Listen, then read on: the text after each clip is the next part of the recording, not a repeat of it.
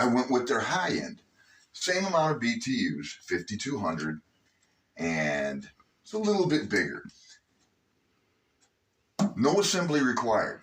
Now, what I like about this one, unlike the original one, the smaller one in the previous clip, was the heating components, and the other one was at the bottom, so some assembly was required, and I had to put legs on it before I could sit it on the carpet.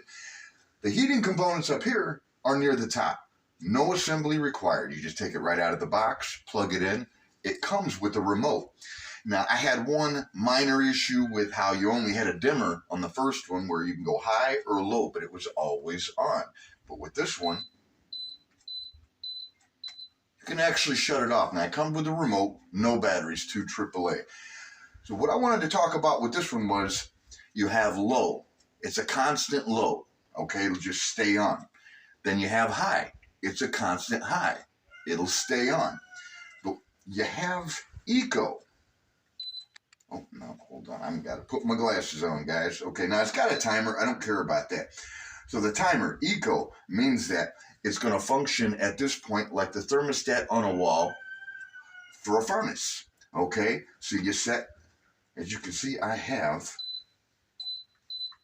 okay, it's just kind of weird now.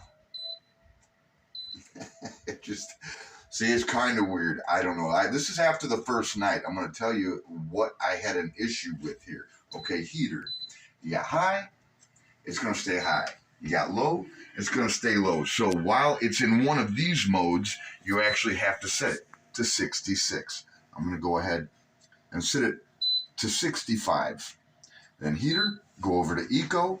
Now, whenever it hits that, like it did yesterday, when I took it out of the box, it read that it was 66 degrees in the room.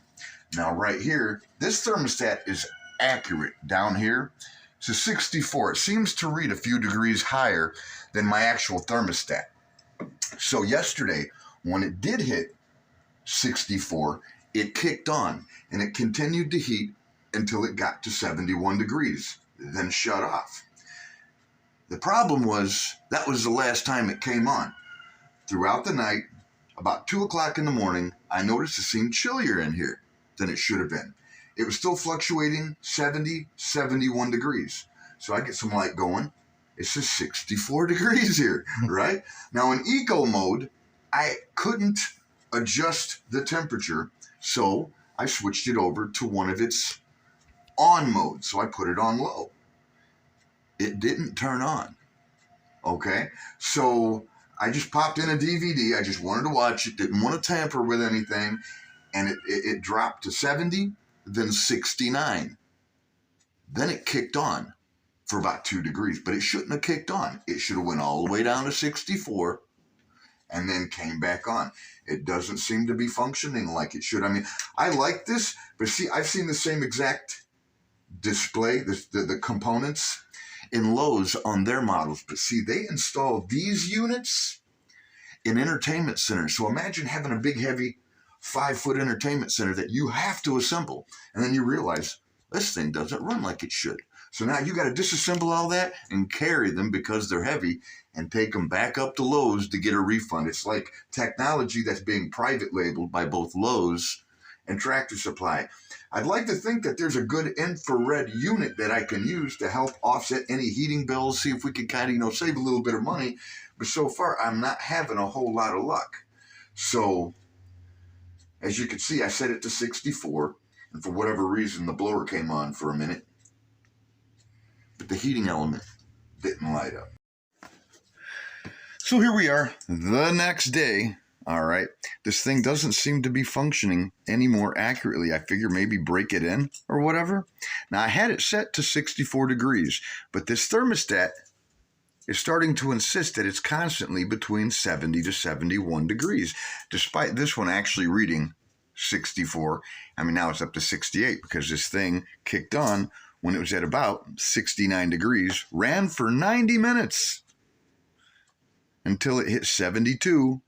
And then eventually shut off, but it doesn't seem to function like it's supposed to in eco mode.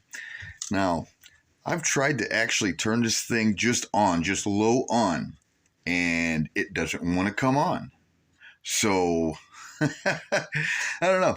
I mean, it's got a nice cabinet, but maybe these suppliers that make this stuff should focus more on putting quality components in their little interface there, as opposed to, hey, look how nice the cabinet looks. Well, what's the point if it doesn't function the way it's designed, right? So again, 149, 160 after taxes. I'm just going to take it back. I'm going to get the gas turned on. It's a disappointment, guys. It puts out good heat when it's functioning, but that thermostat just does not work. I'm not going to waste my time trading it in. It just seems like this technology is not ready yet. I don't know. If I find something that actually functions the way it's supposed to, I'll make a video and I'll share it with you. But as far as what Tractor Supply has in stock right now, I wouldn't get any of these quartz infrared heaters. They just don't seem to function, at least not for long. They just get a little weird after a while. The longer you keep them, the worse they function. So I hope you guys found this video helpful. Until the next one, we'll holler at you later.